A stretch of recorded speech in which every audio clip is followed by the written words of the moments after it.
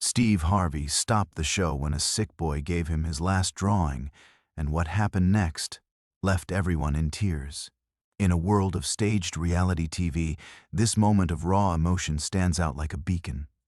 A young boy battling for his life, a beloved entertainer at the height of his fame, and a simple drawing that bridged two worlds. This isn't just another celebrity encounter. It's a story that will remind you why human connection matters more than anything else. The studio lights beamed down on the audience, their laughter filling the air as Steve Harvey commanded the stage with his signature charm. The popular host moved with confidence, his voice booming through the studio as cameras captured every moment of his beloved show. But among the sea of smiling faces sat Jamie, a 12-year-old boy whose small frame carried the weight of an impossible battle. His mother sat beside him, squeezing his hand as he clutched a folder containing something precious, something he had traveled hundreds of miles to deliver. Unlike the other audience members who came for entertainment, Jamie had come with a mission that burned in his heart despite his weakening body. For the past 3 years, he had been fighting an aggressive form of leukemia, enduring countless treatments, painful procedures, and experimental therapies that drained his body but never his spirit. The hospital walls had become as familiar as his bedroom, the beeping of machines a constant soundtrack to his childhood. Drawing had become his escapist way of creating worlds where pain didn't exist, where 4 lines and hospital gowns were replaced with superheroes and adventures. "Mom, what if he doesn't like it?" Jamie whispered, his voice barely audible over the audience's laughter. His pale face, framed by a blue beanie covering his hair loss, showed both excitement and fear. The folder in his hands contained his masterpiece, what doctors had gently suggested might be his last drawing, as his condition had recently taken a turn for the worse. With treatments failing and options running out, Jamie had poured everything into this artwork, his hopes, his fears, and most importantly, his gratitude to the man who had made him laugh even on his darkest days. Every stroke of the colored pencil had been a struggle in recent weeks as the disease sapped his strength. There were days when he could barely hold the pencil, when his mother had to help position his hand on the paper. But he had persisted, often working late into the night when pain kept him awake, determined to finish what he started. This drawing wasn't just art, it was his legacy, his way of saying thank you to someone who never knew how much comfort he had brought into a sterile hospital room. His mother fought back tears, trying to maintain composure for her son's sake. Getting these tickets had taken months of planning, calling in favors, writing heartfelt letters and explaining their situation to production staff who received countless similar requests. 3 canceled appointments due to emergency hospitalizations had nearly derailed their plans. Now that they were finally here, sitting in the audience after a grueling 5-hour drive with portable medical equipment in tow, she could see doubt creeping into her son's eyes. What if they couldn't get Steve's attention in the crowded studio? What if the host was too busy? What if this journey, which had cost Jamie so much precious energy, was for nothing? Jamie's hands trembled as he opened the folder one last time to check his drawing, his thin fingers tracing the lines he had created with such care. "It's perfect, honey," his mother whispered, her voice catching. "He's going to love it because you made it." She didn't add what they both knew, that the doctors had given Jamie only weeks, maybe months. That this might be the last thing he accomplished.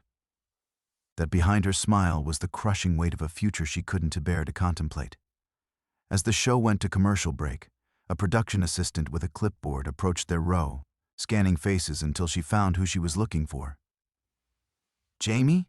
she asked, kneeling down beside his seat to meet his eye level. "Steve heard you were here today. Would you like to meet him after this segment?" Jamie's eyes widened, his pain momentarily forgotten as excitement washed over him. His mother covered her mouth, unable to hold back her emotion, tears finally spilling onto her cheeks. "Really? He knows about me?" Jamie asked, clutching his drawing tighter, the folder crinkling under his grip. The medication port visible beneath his thin t-shirt seemed less significant now, the weeks of pain leading to this moment suddenly worth every second. The assistant nodded with a warm smile, her eyes briefly registering the medical alert bracelet on Jamie's wrist before meeting his gaze again. He does, and he can wait to meet you. Someone shared your story with him this morning, and he specifically asked if you were in the audience today. In that moment, Jamie sat up straighter, his determination overcoming his weakness. The chronic fatigue that had become his constant companion seemed to lift, if only temporarily. He had traveled all this way, fought through pain and exhaustion, endured the stares of strangers noticing his medical accessories, all for this chance. Now it was actually happening. He carefully closed the folder, protecting the drawing that had kept him going through endless hospital nights when pain medications weren't enough and fear threatened to overwhelm him. "Do I look okay?" he asked his mother, suddenly self-conscious about his appearance, the hallmarks of his illness visible to anyone who knew what to look for. His mother adjusted his beanie and wiped away a smudge on his cheek, a gesture so normal and maternal that for a moment they could pretend this was just an exciting day out, rather than possibly one of their last adventures together. "You look perfect," she assured him, her voice steady despite the storm of emotions behind her eyes. "Just be yourself. That is who he wants to meet." The production assistant made notes on her clipboard. "We'll come get you right after this next segment wraps. It'll be about 10 minutes. Is that okay? Do you need anything while you wait?" Jamie shook his head, his eyes already drifting back to the stage where Steve Harvey was preparing to return from commercial break. "I've been waiting 3 years for this," he said with unexpected clarity. 10 more minutes is nothing. But what Jamie didn't know was that his simple drawing wouldn't just meet Steve Harvey. It would stop an entire production in its tracks and set in motion events that nobody in that studio could possibly anticipate. The folder in his lap contained more than just colored pencil on paper. It held the power to change lives, including his own, in ways that defied medical prognosis and touched hearts far beyond the studio walls. The audience erupted in applause as Steve Harvey finished his segment, his charismatic presence filling the studio with energy. As the director called for a short break, the production assistant appeared at Jamie's row, gesturing for him and his mother to follow. "He's ready to meet you now," she said with a warm smile. "We've set up a quiet area just off stage." Jamie's heart pounded as he clutched his folder.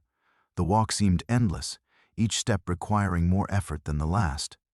His mother stayed close, her hand on his shoulder, providing silent support.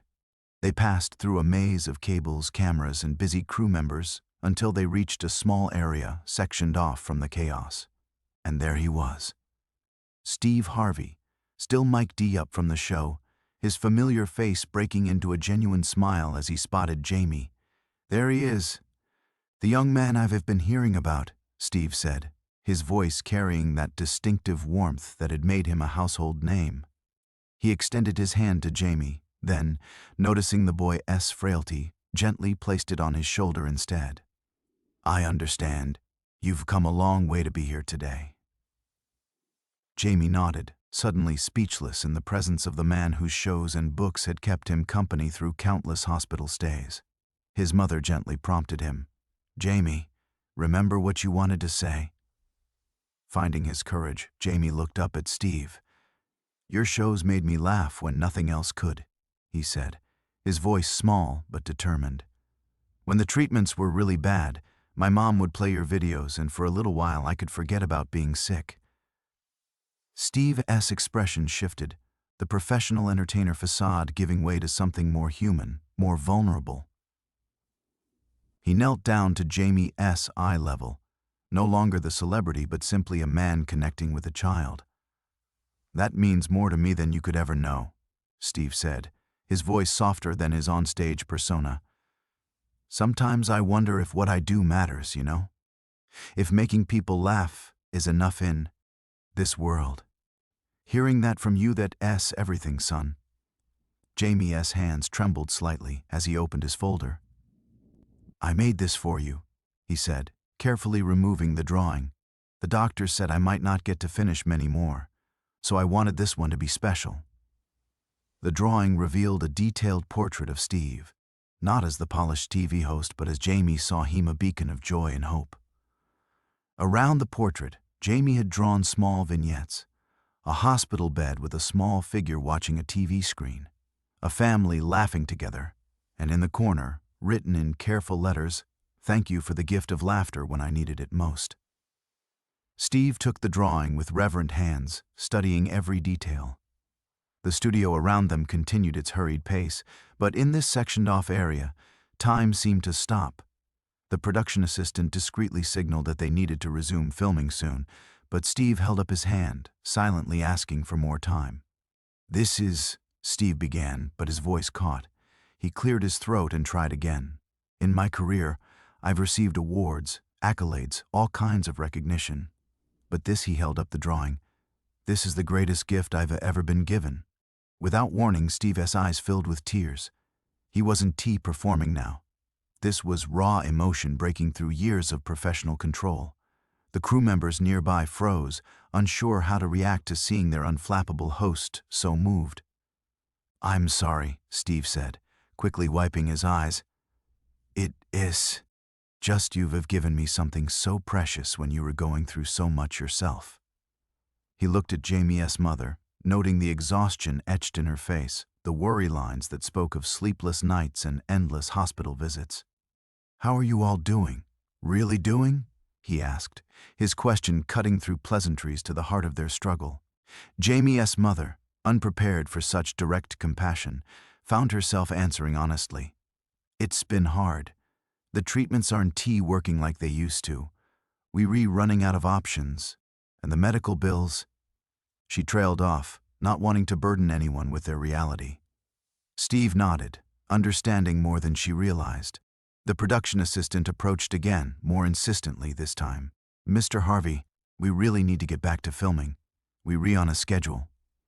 Steve looked at the drawing in his hands, then at Jamie, whose brief burst of energy was visibly fading, the excitement of the moment taking its toll on his fragile body. "Tell them we're taking a break," Steve said, his tone leaving no room for argument. "Cancel the next segment." "But sir, we have a live audience waiting and I said cancel it," Steve repeated firmly. "Some things are more important than a TV schedule." He turned back to Jamie and his mother. "I'd like to talk with you more, if that is all right. Not as Steve Harvey, the host, but just as Steve, a person who wants to help if he can." The production floor erupted into controlled chaos as directors and producers scrambled to rearrange the show's schedule. Audience members murmured in confusion as an announcement was made about an unexpected delay. But in that quiet corner, something profound was happening. As Steve sat down beside Jamie, still holding the drawing that had moved him to tears, he made a decision that would change multiple lives for a decision that began with 5 simple words: "Let me help your family." 3 days after the studio encounter, Jamie lay in his familiar hospital bed, the monotonous beeping of machines once again his constant companion. The brief energy that had carried him through the meeting with Steve Harvey had faded, leaving his body depleted. But something had changed. For the first time in months, there was a spark in his eyes that the disease couldn't dim. "Mom, do you think he meant it?" Jamie asked, his voice barely above a whisper as Dr. Reeves checked his vitals. The oncologist who had been treating Jamie since his diagnosis worked silently, her experienced hands gentle but efficient. His mother, Sarah, looked up from the pile of medical bills she'd been sorting through. The stack seemed to grow taller each day, a paper monument to their ongoing battle. "I don't know, honey," she answered honestly.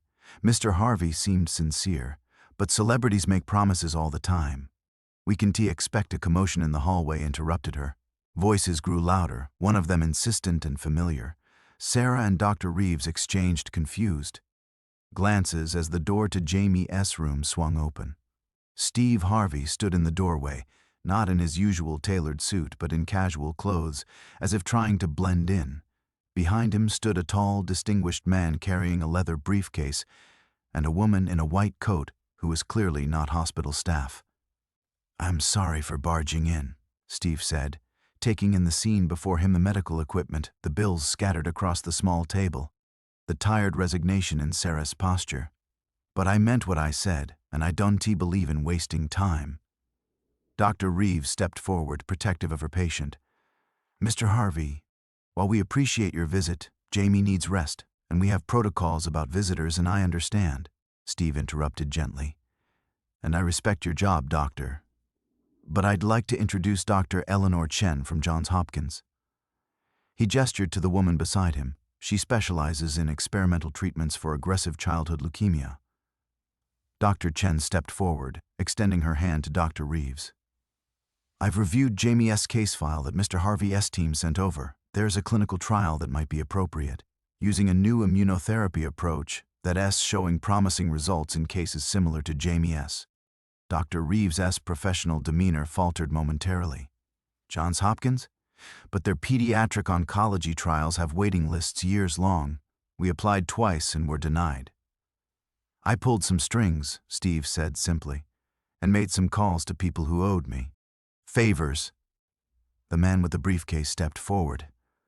I am Martin Goldstein, Mr. Harvey S. attorney. We've also established a medical trust for Jamie S. treatment. Mr. Harvey would like to cover all expenses past and future related to Jamie S. care. Sarah S. hand flew to her mouth, her eyes filling with tears. But why? You barely know us. Steve moved to Jamie S. bedside, looking at the boy whose drawing now hung framed in his office. Because your son reminded me of something important, something I almost forgot in all the success and fame. He gently placed his hand on Jamie S. He reminded me that what matters isn't what you have or what you achieve. It's what you give back when you have the chance. Jamie S.'s thin face broke into a smile. You really hung it up? My drawing? Right where I can see it every day, Steve confirmed. It's the first thing I look at each morning to remind me why I do what I do. Dr. Chen moved closer, addressing Jamie directly. The treatment isn't a guaranteed cure, she explained honestly, but it is showing better results than conventional therapies for cases like yours. Would you be willing to try? Jamie looked at his mother, seeking her guidance as he always had through this journey. Sarah, overwhelmed by the sudden shift from hopelessness to possibility, could only nod through her tears. Will it hurt? Jamie asked, his voice small but brave. Dr. Chen didn't sugarcoat her answer. Sometimes. But we have ways to help with that. And if you qualify and choose to participate, you will be helping other kids too. Everything we learn from your treatment could help hundreds of children facing the same battle. Jamie considered this for a moment, his young mind grappling with concepts no child should have to understand. Like a superhero? He asked. Helping others by being brave? Steve's eyes glistened. Exactly like a superhero, Jamie, one of the bravest I've ever met. Dr. Reeves, who had seen too many of her young patients lose their battles, allowed herself a moment of cautious hope. I need to review the trial protocols, coordinate with your team, Dr. Chen. Of course, Dr. Chen agreed. We'll work together. Mr. Harvey has arranged for transportation to Baltimore whenever Jamie is stable enough to travel. Martin Goldstein opened his briefcase, removing several documents. Ms. Williams, if you are agreeable, these papers will establish the medical trust and arrange for the settlement of all outstanding medical bills. Mr. Harvey has also arranged for housing near Johns Hopkins for you and Jamie during treatment. Sarah stared at the papers, then at Steve, disbelief written across her features. I don't understand. This must be hundreds of thousands of dollars. Why would you do this for strangers? Steve looked at Jamie, then back at Sarah. Because 12 years ago, I was broke, sleeping in my car, wondering if I'd made the biggest mistake of my life trying to be a comedian. A stranger gave me a chance when I needed it most, changed the entire trajectory of my life. He gestured toward Jamie. Your son's drawing reminded me of that debt. Some debts you done pay back you pay forward. As the adults discussed logistics, Jamie reached for his sketch pad, the constant companion through his illness. With trembling hands, he began a new drawing, a circle of figures holding Hanch's mother, his doctors, Steve Harvey, and, at the center, himself, standing tall without hospital equipment, without the markers of illness. At the bottom, he carefully printed, My team. Dr. Chen noticed his work and smiled.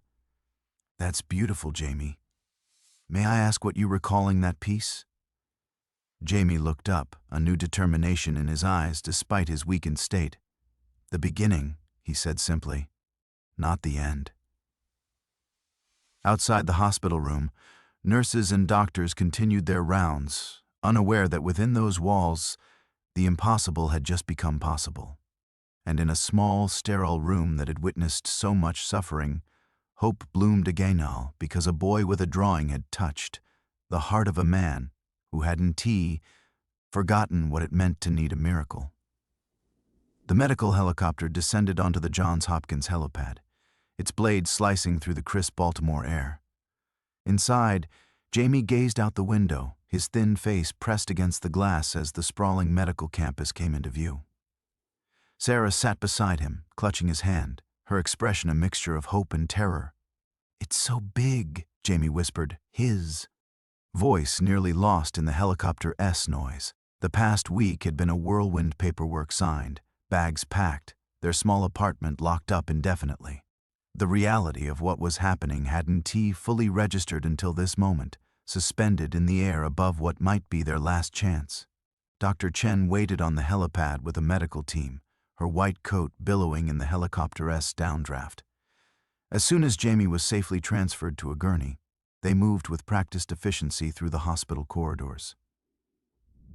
"We've prepared a room in the pediatric oncology wing," Dr. Chen explained as they moved. "We'll start with comprehensive testing today, then begin the protocol tomorrow if all looks good." She spoke directly to Jamie, not just to Sarah, respecting him as an active participant in his treatment rather than just a passive patient. Jamie's new room was nothing like the sterile, impersonal space he deoccupied at his local hospital. The walls were painted with a mural of a forest scene, and a large window overlooked the hospital gardens. A tablet sat on the bedside table with a note, "For drawing and staying connected. Steve, Mr. Harvey wanted to be here today," Dr. Chen said, noticing Jamie's eyes on the gift. "He's filming, but he has arranged to visit next week. He also made sure you have this." She gestured to a door connecting to an adjacent room. "A private suite for your mom so she doesn't have to leave your side." Sarah, who had grown accustomed to sleeping in uncomfortable hospital chairs for the past 3 years, couldn't hold back her tears. "This is too much," she whispered. "Actually," came a voice from the doorway, "it's not nearly enough." Martin Goldstein, Steve's attorney, entered carrying a folder. "Miss Williams, there are a few more documents requiring your signature. Mr. Harvey has established a comprehensive support package, not just medical coverage, but living expenses, educational resources for Jamie during recovery, and a stipend so you don't have to worry about work while you here." Sarah shook her head in disbelief. "But why go to these lengths? The medical trust was already more than we could have hoped for." Martin's professional demeanor softened slightly. "In my 15 years working with Mr. Harvey, I've never seen him so affected by anyone as he was by your son." He was quite clear, no half measures. His exact words were, "Fix the whole problem, not just the medical part." As the medical team began setting up equipment and taking initial samples, Jamie reached for his new tablet. His fingers, weak but determined, opened the drawing app. Despite the chaos of arrival, the needles being prepared, the monitors being attached, he found himself drawn to create. Dr. Chen noticed and paused her work. "What are you drawing, Jamie?" "The team," Jamie replied, his stylus moving across the screen with purpose. "But bigger now, with all the new people helping." Dr. Chen smiled. "May I see when you refinished? I'd like to understand how you visualize us working together." Jamie nodded, continuing to work as the medical preparations continued around him. The simple act of creating something making his mark seemed to steady him amid the overwhelming newness of everything. Later that evening, after the initial barrage of tests was complete, Jamie lay exhausted but awake.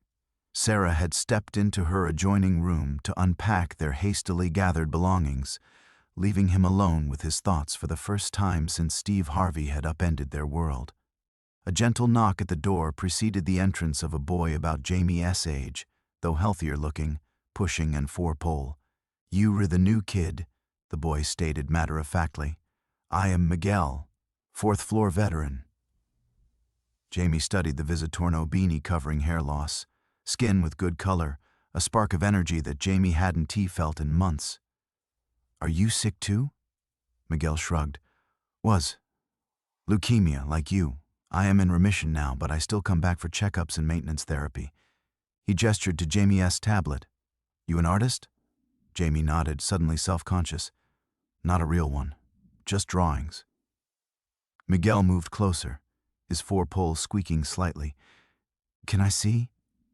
Hesitantly, Jamie turned the tablet to show his work in progress, the expanding circle of people holding hands, now including doctors, nurses, helicopter pilots, and stick figures representing the hospital staff. "That's cool," Miguel said with genuine appreciation. "Dr. Chen's nose is too small, though." He grinned, revealing a missing front tooth. "She has this thing about her nasal says it's her distinguishing feature." Despite his exhaustion, Jamie found himself smiling. "You know Dr. Chen well?" "She saved my life," Miguel said simply, with the straightforward acceptance only children can manage when discussing profound truths. "She'll probably save yours too. She's kind of a big deal here, but she doesn't act like it." Jamie added a slightly larger nose to Dr. Chen's figure, making Miguel laugh. "Perfect," Miguel approved. "Listen, the night nurses will be doing rounds soon, so I should go. But I am 3 doors down if you want company tomorrow. I know all the best hiding spots in this place, and which vending machines give extra snacks if you hit them just right." After Miguel left, Jamie continued working on his drawing, adding more detail to each figure. When Sarah returned, she found him asleep, the tablet still clutched in his hands, displaying the finished artwork. She gently removed it, intending to set it aside, but paused when she saw what he titled this new version, "My Bigger Team," the beginning of getting better for the first time in years. As she looked at her sleeping son in this new place with its unexpected possibilities, Sarah allowed herself to truly believe that the title might be prophetic rather than merely hopeful. Outside the window, Baltimore's lights twinkled against the darkening sky. In a TV studio hundreds of miles away, Steve Harvey wrapped his day's filming, his thoughts turning to the boy whose simple gift had awakened something profound within him.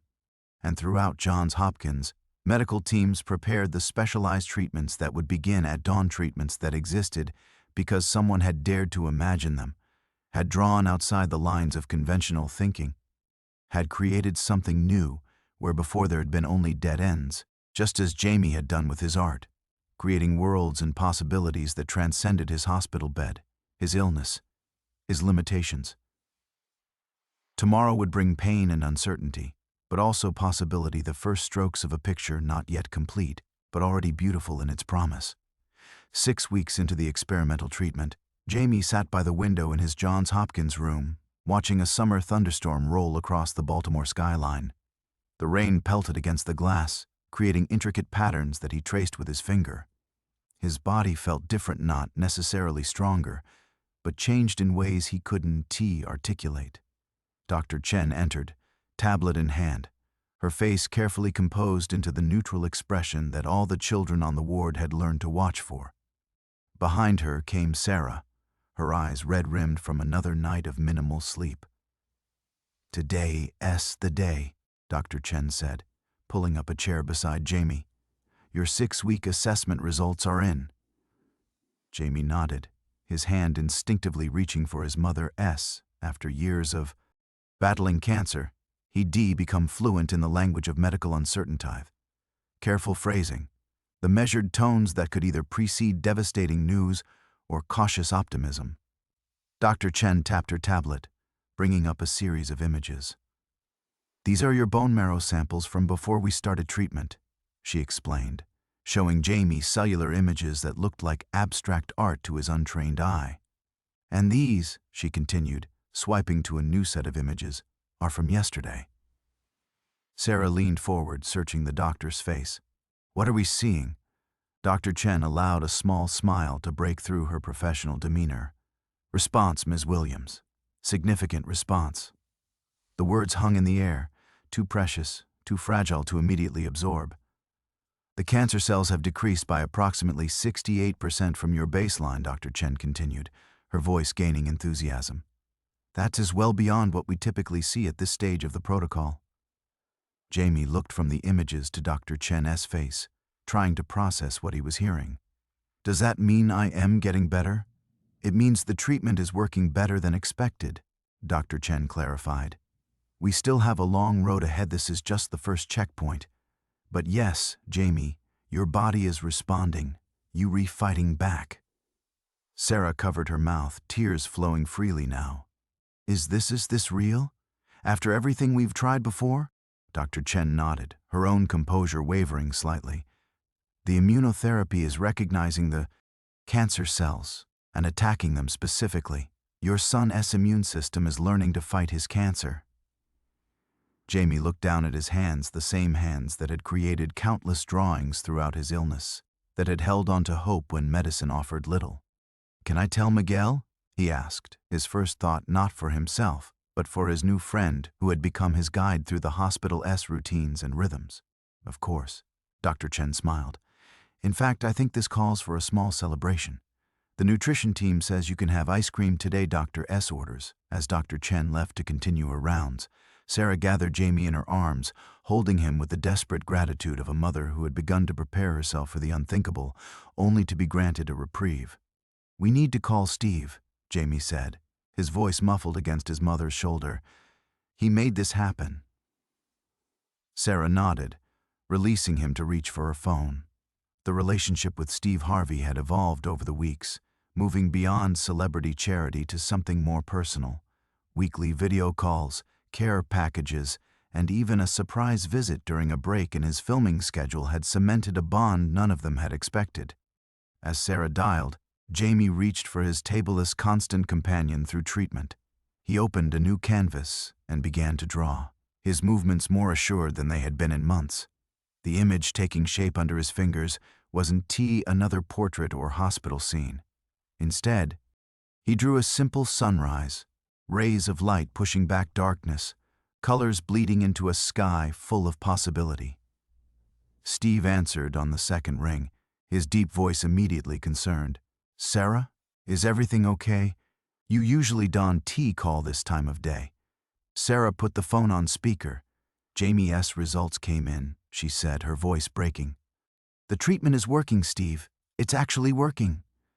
There was a moment of silence, then the unmistakable sound of Steve Harvey, the man known for his composure and quick wit, breaking down in tears.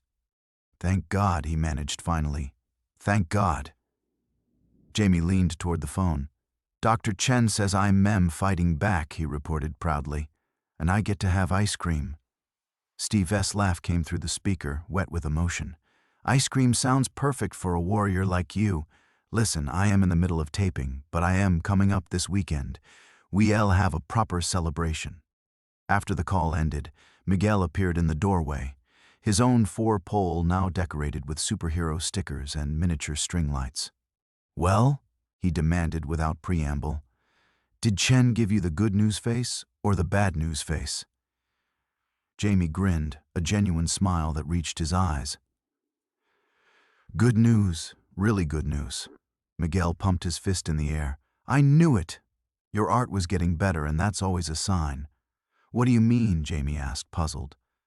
When I was going through treatment, my music teacher said she could tell I was improving because my playing got better even when I felt worse, Miguel explained with the wisdom of a veteran patient.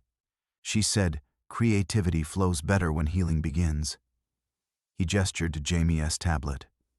Your drawings from last week were way better than when you first got here. Jamie looked down at his sunrise in progress. Perhaps Miguel was right, the lines were steadier, the colors more confident. Without fully realizing it, his art had been charting his body's response before any medical test could confirm it. That evening, after Sarah had finally been convinced to get proper rest in her adjoining room, Jamie lay awake, watching the last remnants of the storm clear to reveal a star-studded sky. He thought about the cells inside him, imagining them as tiny warriors battling back the darkness that had invaded his body. He thought about Dr. Chen and her team, about Miguel showing him how to navigate life in the hospital, about Steve Harvey who had changed everything because of a simple drawing. He reached again for his tablet, opening his sunrise image. To the bottom, he added a title, Day 1. Not of treatment was weeks into that, but of something else. Something that felt like a beginning rather than another chapter in a story of illness. As sleep finally claimed him, Jamie's hand still rested on the tablet. Outside his window, the real sun was hours from rising, but inside his body, at the cellular level invisible to the naked eye, light was already breaking through a darkness that had once seemed impenetrable. And in a studio far away, Steve Harvey ended his taping early, something he never did, telling his surprised producers only that he needed to make arrangements for something more important than television. The drawing that had started it all hung in his dressing room, a daily reminder that sometimes the most profound impact comes from the most unexpected sources.